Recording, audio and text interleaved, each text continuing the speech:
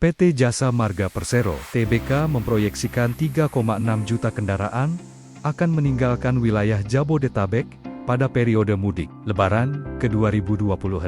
Direktur Utama Jasa Marga, Rifan Ahmad Purwantoro mengatakan, proyeksi tersebut didasarkan pada data historis lalu lintas yang dimiliki perseroan. Dari total kendaraan yang keluar Jabodetabek tersebut, sekitar 50% diproyeksikan bergerak ke arah timur, 28% ke arah barat atau Merak, serta 20,7% menuju arah selatan melalui Ciawi. Arus ke arah timur menjadi perhatian utama karena sebagian besar kendaraan akan menuju ruas tol Trans Jawa. Dari 50,4% kendaraan yang ke arah timur, sekitar 57% diperkirakan menuju Trans Jawa, sementara 42% lainnya menuju Bandung. Proyeksi tersebut disusun berdasarkan pengalaman pengelolaan lalu lintas pada periode Natal dan Tahun Baru.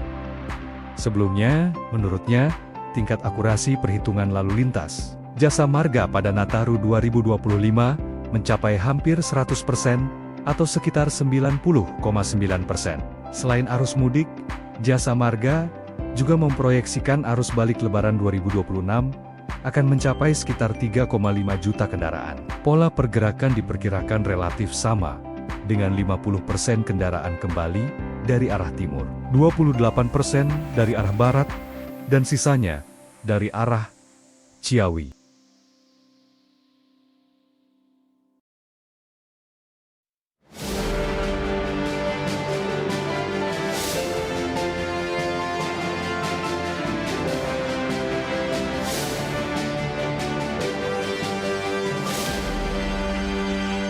Kementerian Pekerjaan Umum mengungkapkan terdapat 5 ruas jalan tol yang siap difungsionalkan pada Natal dan Tahun Baru untuk mengantisipasi lonjakan pergerakan masyarakat pada akhir tahun. Jaringan jalan tol di Indonesia juga telah dilengkapi dengan 136 tempat istirahat dan pelayanan. Kementerian Pekerjaan Umum mengungkapkan terdapat 5 ruas jalan tol yang siap difungsionalkan pada Natal 2025 dan Tahun Baru 2026. Hal itu dilakukan untuk mengantisipasi lonjakan pergerakan masyarakat pada akhir tahun.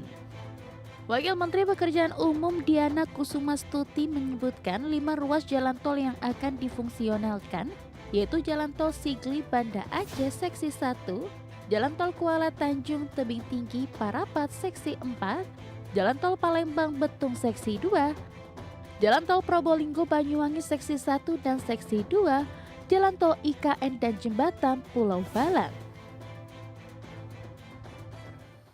Dan untuk antisipasi lonjakan layanan pada periode ini, terdapat 5 ruas jalan tol yang akan difungsionalkan dengan panjang 142.587 km. Nah, 142 km dan 142 km. Diana menambahkan jaringan jalan tol di Indonesia juga telah dilengkapi dengan 136 tempat istirahat dan pelayanan, serta 189 stasiun pengisian kendaraan listrik umum untuk kenyamanan pengendara. Tim Liputan, IDX Channel. Pemirsa, PT Borneo Indobara anak usaha Golden Energy Mines menaikkan fasilitas pinjaman hingga 900 miliar rupiah dari Bank Mandiri. Dana segar ini digunakan untuk menutup kebutuhan arus kas dan mendukung ekspansi usaha grup Games. PT Borneo Indobara, anak usaha Golden Energy Mines, resmi memperoleh fasilitas kredit term loan dari Bank Mandiri dengan nilai plafon mencapai 900 miliar rupiah. Perjanjian kredit ditandatangani pada 10 Desember 2025 dengan tenor antara 5 hingga 7 tahun. Fasilitas ini dirancang untuk memastikan kecukupan likuiditas perusahaan dalam menghadapi kebutuhan pendanaan jangka menengah. Sekretaris Perusahaan GEMS, Sudin SH menyebut pinjaman tersebut digunakan untuk memenuhi cash flow gap dalam rangka pengembangan usaha serta kebutuhan umum perusahaan dan grup. Ia menilai fasilitas ini akan memberikan dampak positif bagi operasional GEMS, terutama dalam menjaga kesinambungan bisnis di tengah dinamika distribusi batu bara. Keberadaan pinjaman jangka panjang ini juga diharapkan memperkuat stabilitas keuangan perusahaan. Adapun hingga 30 September 2025, outstanding utang berbunga GEMS tercatat mencapai 2,64 triliun rupiah, yang terdiri dari utang jangka pendek 2,26 triliun rupiah dan utang jangka panjang 377 miliar rupiah. Meski tekanan utang jangka pendek cukup besar, GEMS masih memiliki posisi kas dan setara kas lebih tinggi, yakni 2,89 triliun. Dengan tambahan fasilitas kredit ini, perusahaan berharap mampu menjaga struktur keuangan tetap solid serta memperkuat rencana ekspansi jangka panjang. Berbagi sumber, IDEX Channel.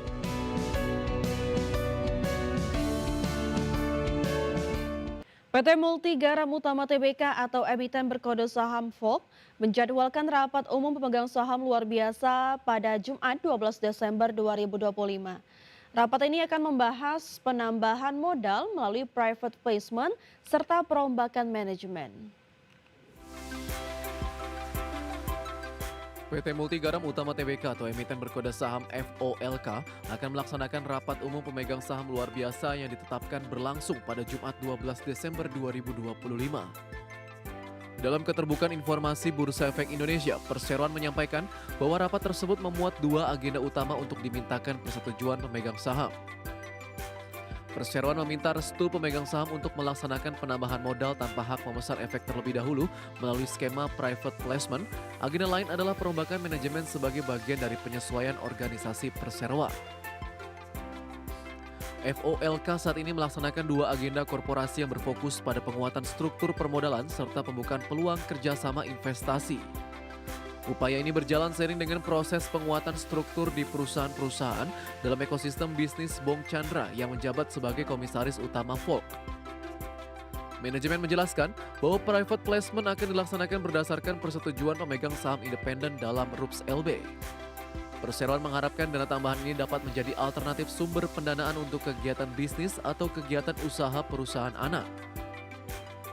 Dalam rencana private placement, VOLK akan menerbitkan hingga 394,8 juta saham baru atau setara maksimal 10% dari modal.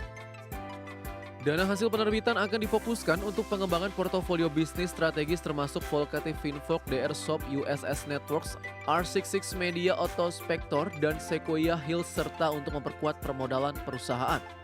Tim Liputan IDX Channel.